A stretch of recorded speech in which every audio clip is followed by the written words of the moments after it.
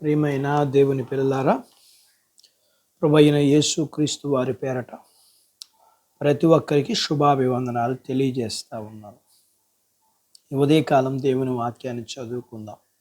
కీర్తన గ్రంథము 138వ కీర్తన 6వ వచనాన్ని చదువుతున్నాను.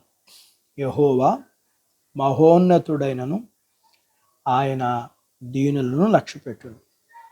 దేవుడు తన మాటలు మనందరి కొరకు దీవించునుగాక. ఆమేన్.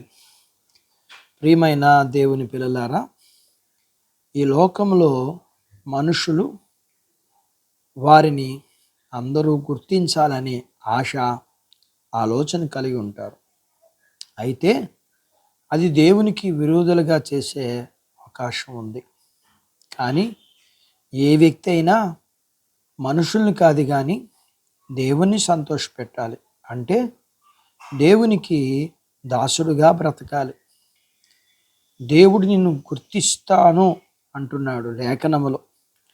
ఈ మాటను కీర్తన గ్రంథం 138:6 మనం చూస్తున్నాం.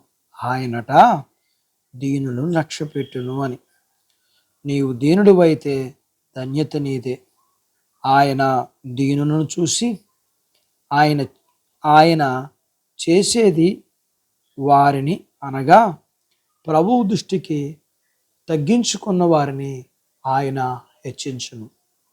యాకోబు కుమారుడైన యోసేపు దేవుని ఎదుట దీనుడుగా, దేవుణ్ణి సంతోషపెట్టేవాడిగా, చెడుతనమును హసించుకున్నవాడిగా, మనుషుల ఎదుట కూడా తగ్గించుకున్నవాడిగా ఉన్నాడు.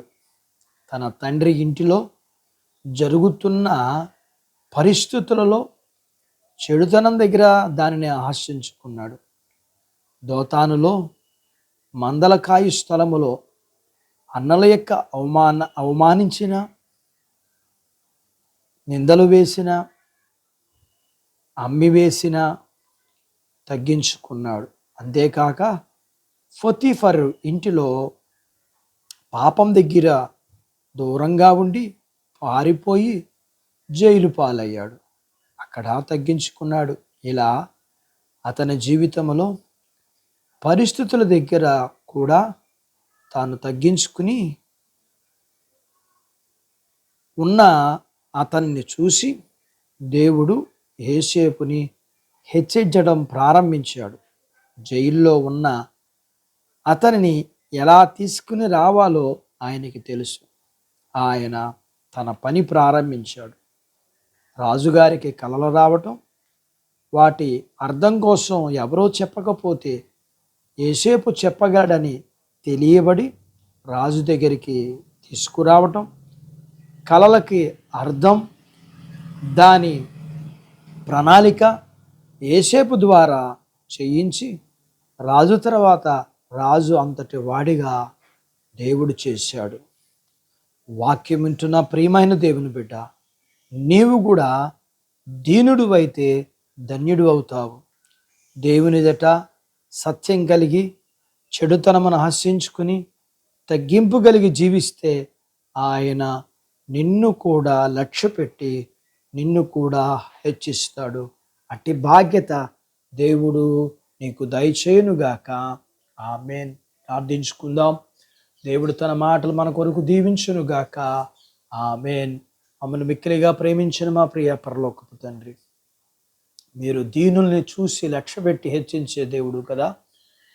మేము వాక్యం వింటున్నా మీ పిల్లలందరినీ జ్ఞాపకం చేసుకో. మీ పిల్లలు మీ ఎదుట, మనుషుల ఎదుట తగ్గించుకుని మీ చేత హెచ్చింపబడి మీరిచ్చే దీవెనలు పొందుకునే బాధ్యతనిమ్మని. ఎగ్జామ్స్ రాస్తున్న పిల్లలకి సహాయం చేయండి.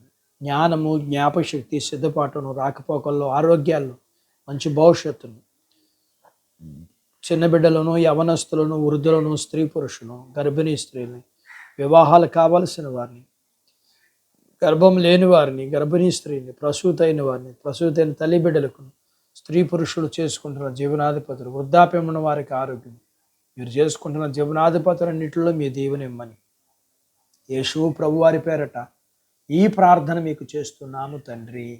ఆమేన్. దేవుడు మిమ్మల్ని దీవించునుగాక. ఆమేన్.